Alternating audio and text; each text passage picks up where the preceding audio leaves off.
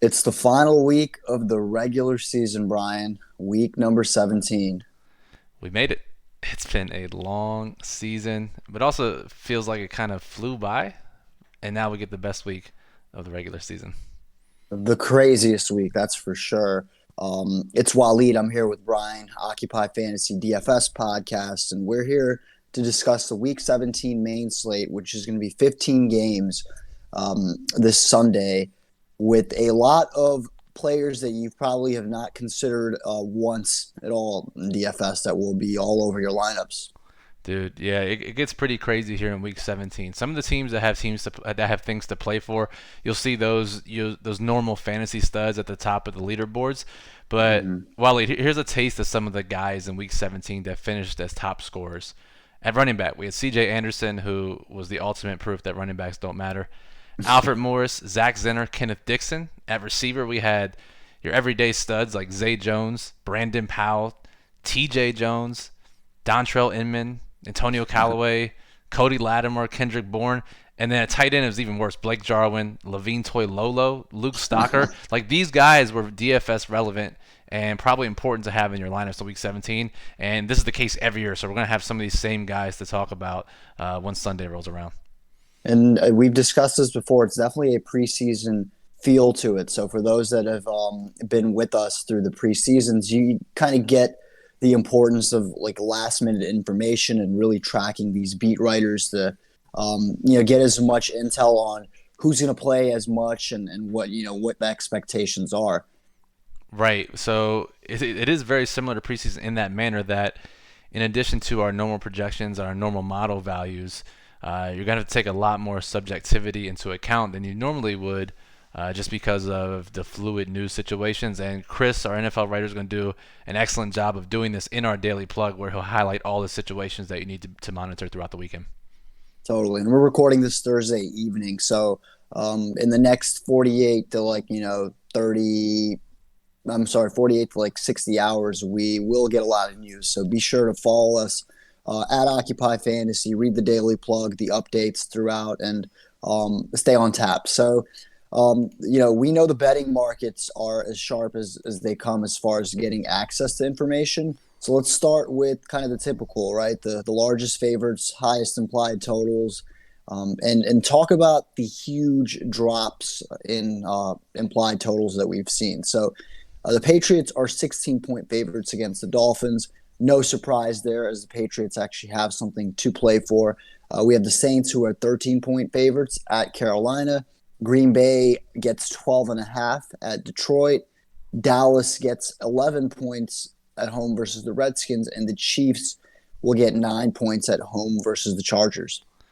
Yeah, nothing too surprising here, given that all these teams are fighting for either playoff spots or home field advantage or seeding in the playoffs. So those are the spots, especially in cash games, low risk contests, the spots you want to target. We know guys that are going to play the entire game. We know they're motivated to play, and they likely won't change much on offense.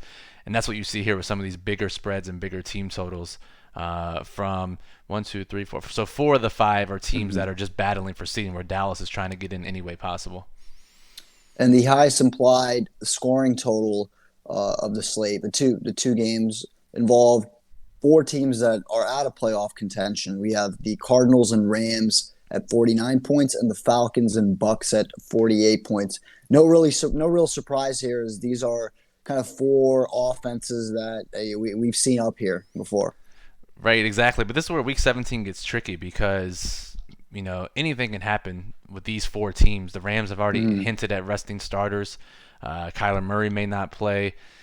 Atlanta and Tampa Bay, we think they're going to continue to play their starters, but it says a lot about this week when that the highest point total is just 49 points when yeah. every other week we've had a total over 50. But Lee, listen to these drops in total. So lines open Sunday evening, and we've had 4 days for those numbers to be bet into. Massive total drops in a handful of games. Chicago and Minnesota has dropped 5 points. Tennessee and Houston has dropped 4 points. That Atlanta and Tampa Bay game has dropped 3 points. Yeah. Baltimore, Pittsburgh have dropped 3 points. Kansas City and the Chargers 2.5. Saints and Panthers 2.5. Cincinnati and Cleveland 2.5. Indy and Jacksonville 2 points. Arizona and the Rams 1.5 points. That 1.5 point drop is something we would normally see on a week. We don't see Right. total drops 3, 4, 5 points, every single week. So help me make some sense out of it because, I mean, sure, some games do involve playoff teams, but a majority of these games, for instance, Atlanta and Tampa Bay, right? And, you get a showdown like Cincinnati and Cleveland. These aren't teams that are like we knew before this week that these teams aren't going to be competing for anything. What could have possibly changed? Yeah, that's the thing. So like Minnesota and Chicago Chicago. makes a ton of sense, right? Like it Hmm. sounds like Minnesota's locked into their playoff spot, and Right. they've already hinted that they may rest Kirk Cousins and some other guys. So that would make sense there, as well as Houston and Tennessee. Houston's considering resting some of their guys, so that makes sense. But some of these other totals are really interesting me. Like Atlanta and Tampa Bay was the first one that made me take a step back and say, there's a head scratcher. Like why? Is Atlanta going to rest Matt Ryan? Like, we don't really know here. We have to monitor news because there's some of these games, like you said, that really don't have playoff implications. But maybe there's word that some of these sharper syndicates have gotten that maybe these teams are resting some of their veteran players and getting some young guys some looks, which would certainly affect the outcomes of the games. I'm not sure. Totally. I think that's like the most logical conclusion to kind of jump to is the betting markets have information on just kind of what these teams' strategies are going into the week as far as resting players, because we've never seen anything like this in any other week. Right, exactly. I mean, 5 point drop is something that you'll just never see in NFL. So that should give you a lot of confidence. And even looking towards the betting market, at some of the point spreads should already give you an indication of what to prepare for. Like Tennessee is a 4 point road favorite versus Houston. That would never happen in any normal circumstance. So that should just automatically tell us that Mm-hmm. guys on Houston are likely to be resting. And there's just a handful of teams that are going to be resting players. So let's go through at least what we already know, right? The things that we don't need to question. In let's say you're going off the grid for the next few days and you're making a lineup tonight, which we wouldn't recommend. Like, what do you know? So we know the Rams potentially may rest Goff, Gurley, and some others, but there isn't any word on just how much, but enough to kind of stay away from the Rams altogether. I would think so. We'll see. I mean, this may be where some value opens up. We know, you and I have talked about, last couple of years. McVay's not going to play players in games that don't matter. He's very Yeah. open about that. So if Goff rests, Gurley rests, maybe we get Cooper Kupp, Brandon Cooks, Robert Woods resting, Higbee resting. Like their Feel offensive Josh scheme, Reynolds. right? Reynolds, Mike Thomas, Malcolm Brown at running back. Like there's some guys Mhm. here that could provide value who are talented in a good offensive scheme, even if Blake Bortles is a starting quarterback. Yeah. Well, we know RG3 will get the starting nod for the Ravens as Lamar Jackson won't play.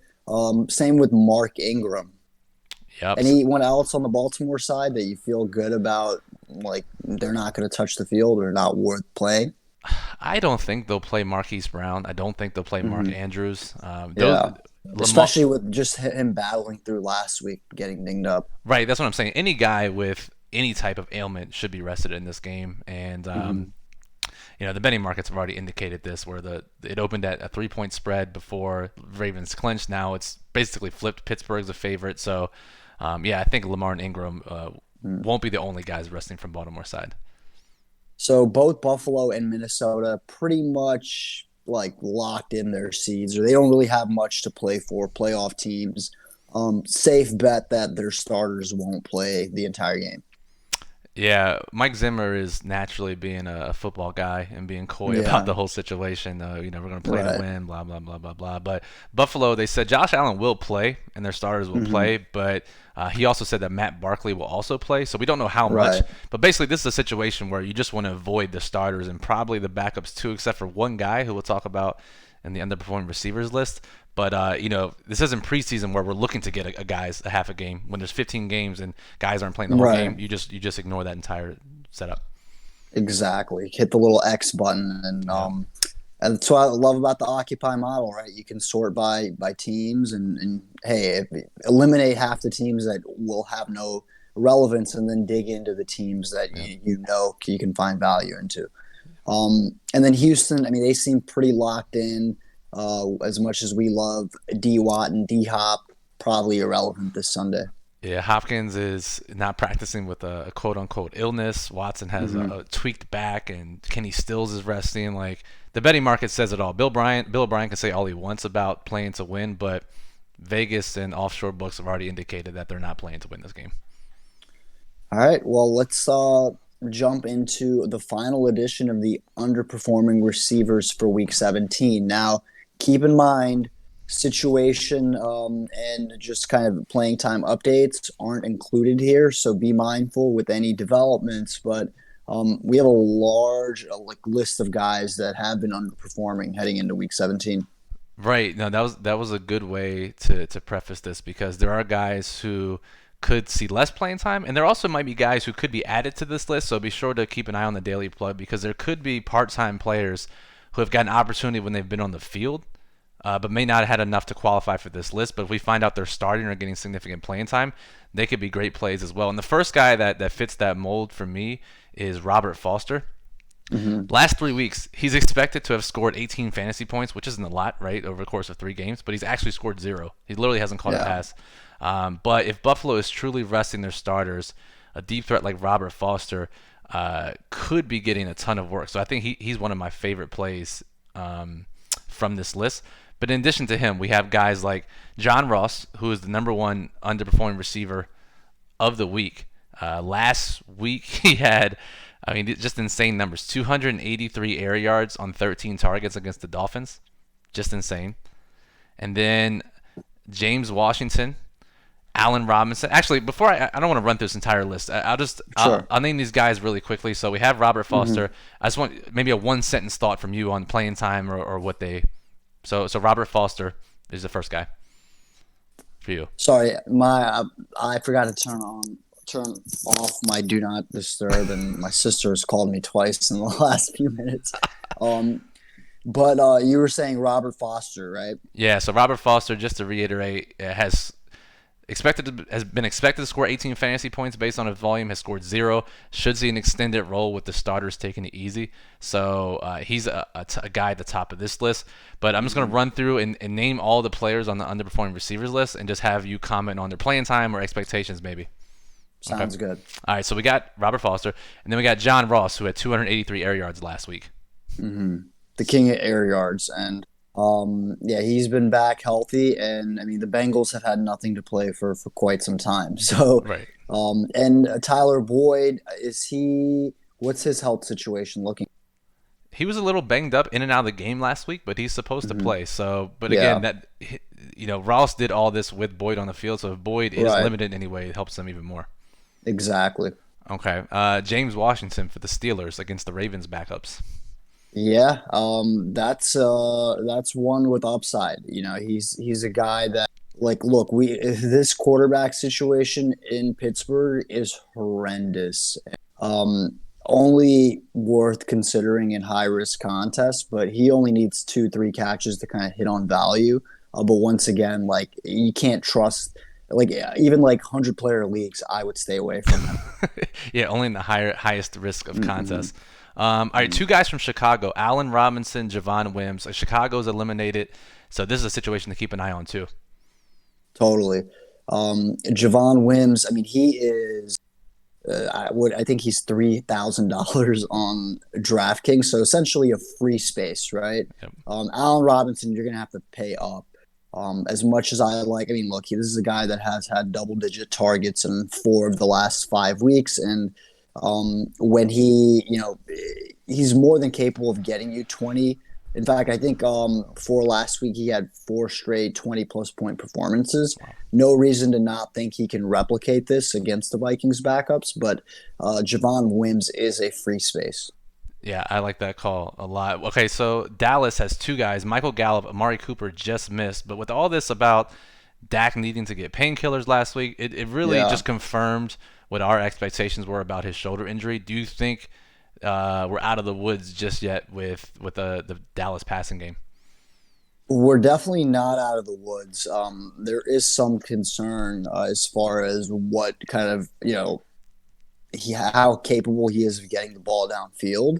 With that said, somewhat like I'm staying away from Amari Cooper, but Michael Gallup. he had 11, despite Dak's shoulder injury. He had 11 targets, turned that into 5 catches for 98 yards last week. So more than capable of delivering. And the Redskins aren't really like, their secondary is absolutely depleted. It's to the point where I think Josh Norman is like, he was pushed to the bottom of the depth chart to give these young guys playing time, but they're so banged up that he's even like worked his way back into the lineup again. And there's no way he's like the worst corner they have, despite him being a punching bag. But yeah, I'm totally cool with Michael Gallup. And I mean, Amari Cooper is only, when I look at it, 6,500 on DraftKings. Am I overlooking him? Maybe. I mean, maybe we'll see. I want to see how. I think I'm just salty because I started him last week in my fantasy championship. So Yeah, definitely some recency bias there. I mean, we'll see how Dak throws this week. If he gets any kind of upgrade, then maybe we'll upgrade that whole passing game as well. T.Y. Hilton, he is back, and the Colts have nothing to play for. And while Frank Reich said that Hilton's going to increase his snaps, he only went from 52 to 59% last week. Is he a guy that we should be concerned about with Week 17 playing time? very much so. I mean, what's the point, right? Like, I'd be stunned to see T.Y. Hilton somehow be the focal point of this offense in last week of the season against the Jaguars. The last 2 weeks, I mean, this is an offense I personally am staying away from when it comes to paying up for guys. I think that's fair. All right, the Panthers have a couple value guys in a game where they don't have much to play for, but the Saints do. And DJ Moore is likely out with a concussion, so Jarius Wright will be the number 2 receiver. Curtis Samuel is also on the list, and then this guy DeAndre White had like 95 air yards randomly last week. So a situation to monitor. Plus Christian McCaffrey, who we haven't talked about yet, but all sources indicate that they're going to play him as much as possible to try to break records. So are you comfortable with him and some of these Panthers guys? So I think with McCaffrey, he only needs 70 something yards to hit 1K. Yeah, 67. Yep. Yeah. So I mean, I do think they are going to play him until he gets maybe the 1K, and 20 touchdown mark. But what if he gets that at halftime? Right. So, and at his price, still a little bit of concern. I want to ask you this before jumping into Samuel and Jarius Wright here. We knew Kyle Allen was a guy who just couldn't hit our boy C. Sammy down the field, right? And all the air yards never panned out for Curtis Samuel. Right. Will Greer, he comes in last week on 44 attempts. He completed 27 passes for 224 yards and threw 3 picks, which is okay, right? We're not starting him. It doesn't bother us from a rostering receiver standpoint. But did you see enough from him to put trust in his ability to get the ball downfield? Because Samuel didn't do anything.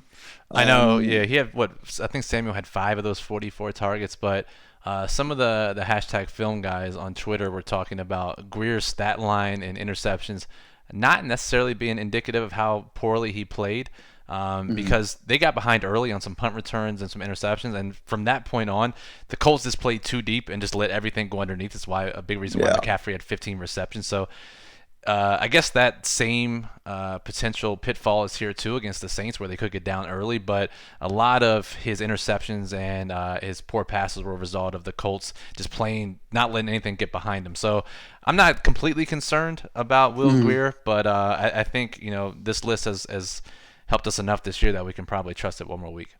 For sure. And just to compare prices, Curtis Samuel's only a couple $100 more than Jarius Wright on FanDuel, so I'm totally okay kind of paying up for him. He's only 4.9K. Oh wow, that's super cheap. Yeah, you gotta like those guys, especially when these guys are super cheap. You gotta like them as well. So yeah. What about Odell? Come get me. Man, he's been on this list like every single week. He even scored a touchdown last week. Is still on this list. However, Cincinnati sucks. So him and Landry just missed the list.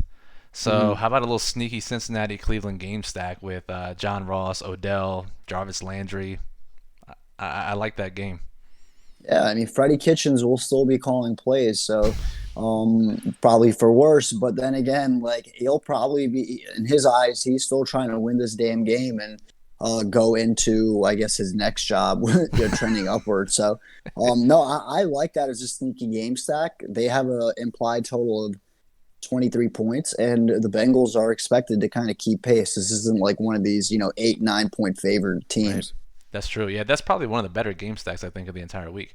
I Um, think so. Definitely keep an eye out on the weather, but and once again, just weather as important as it is, wind conditions. Don't panic on early conditions. Last week, I overreacted to the Miami Dolphins weather, and uh, look what Ryan Fitzpatrick did. yeah, just dropped a 400-yard, four touchdown spot on him. So, all right, back to the list. So 3 tight ends actually make the list: Jack Doyle, Jordan Mhm. Atkins of Houston, who I think may be relevant if they're resting some starters, and OJ Howard for Tampa.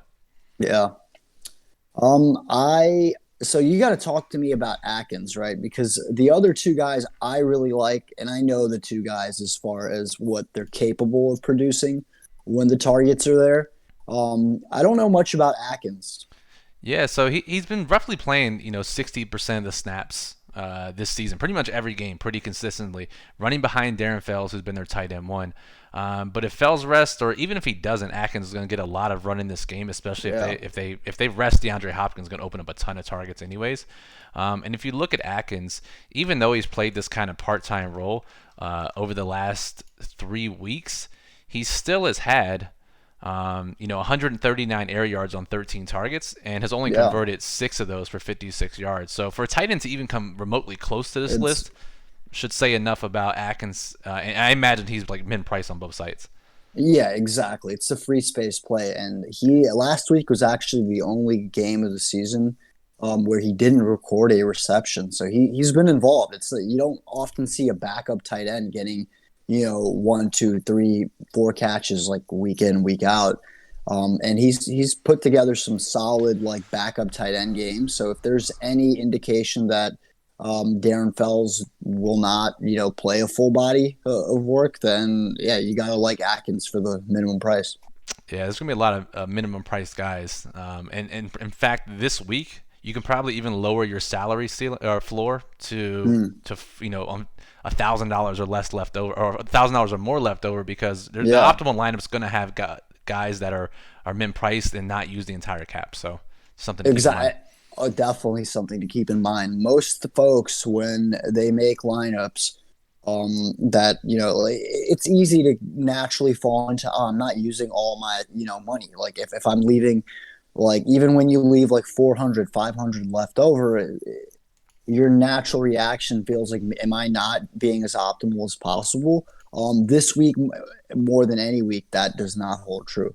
Yep, exactly. All right, 2 more guys before we get out of here. Mohamed Sanu against the Dolphins. I gotta like that. And then Mm-hmm. Golden Tate catching passes from Danny Dimes. So I think both of those guys will probably go overlooked. I mean, a lot of guys are going to go overlooked on a 15 game slate. So For sure. So yeah, be sure to check out the Daily Plug. Chris will have all the updates as far as playing time and just what the beat writers are saying.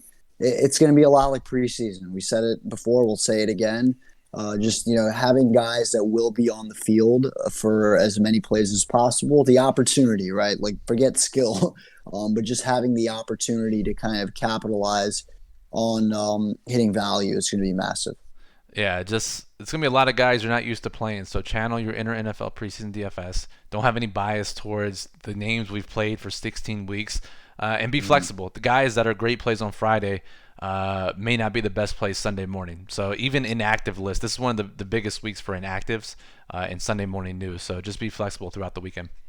Oh yeah, definitely. If anything, like don't even bother looking at lineups or like making lineups unless you're like making 100 plus, right? Yeah. Until like Sunday morning. And um we'll get so much news before, I'd say between like 7 a.m. and like 12:30 p.m. Right. that can really affect the slate. So hang with us, but it's been a fun 17 weeks, man.